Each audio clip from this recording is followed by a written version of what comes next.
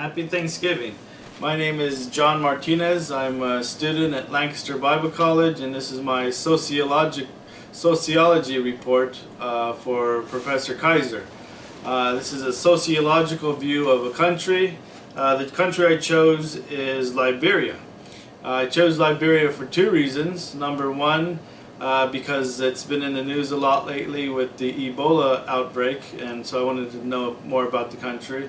And also because the denomination I belong to, the Evangelical Congregational Church, has a strong connection with Liberia. Actually, since the 1950s, the denomination has been active there.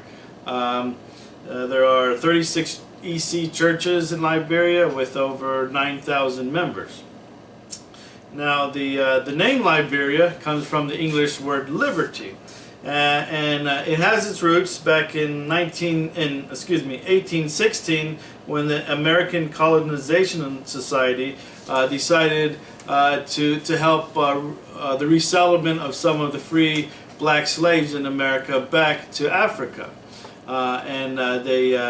In 1822 was when the movement first began, when a lot of the free black slaves in America were repatriated back to Africa, and a lot of these free black slaves were born free. They had already been free. They had already begun to work in business and different ventures in America, serving more in the northern colonies, of course, also the southern colonies, the states, excuse me. Anyways, so this repatriation of these free black slaves back into Africa caused our first sociological class, differences, because you have these Americans who speak English and have a Western and American worldview going back to the indigenous country of Liberia.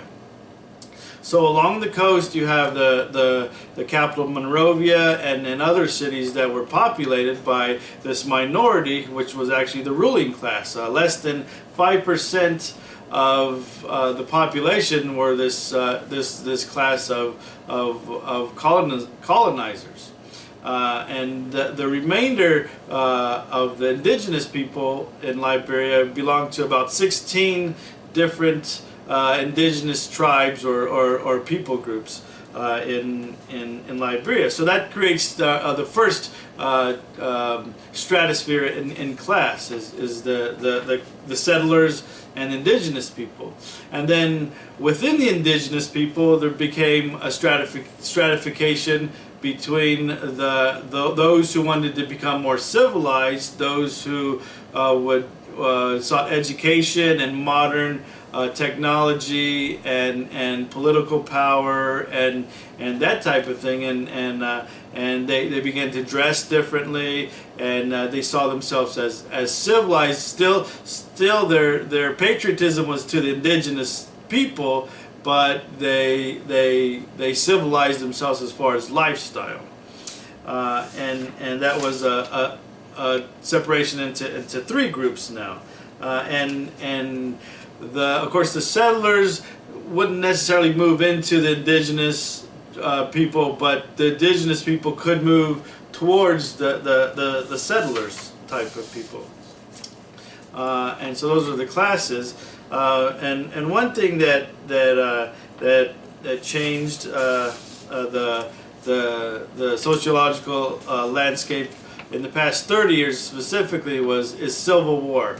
Since 1980, civil war has run rampant in the country of Liberia, and since then, what we would call tribal warfare has broken out. And it's as Westerners, we might tend to think that these are ancient tribal warfares that have been going on for centuries, but actually they've only begun in the past 30 or so years. So that's an interesting sociological thing to point out, is that these tribal warfares have come as of late. The other sociological group I want to look at is the difference between sexes. Now, in the more indigenous people tribes, the men and women, although men have more formal power, women have paralleled power. There are actually all-female ruling groups, and they're all-female secret societies within more of the indigenous tribes. So they do have an almost equal power to men, although not all of it is formal. And also they have the power in the home. The work that needs to be done, and the child rearing and that type of work is seen as equal to the men who go out and hunt and do the different jobs that are more male-centered jobs in indigenous people. Now, when you move into the more civilized people, women have less formal power. They do have power as far as they are educated, and they are expected to maintain a certain lifestyle and a certain level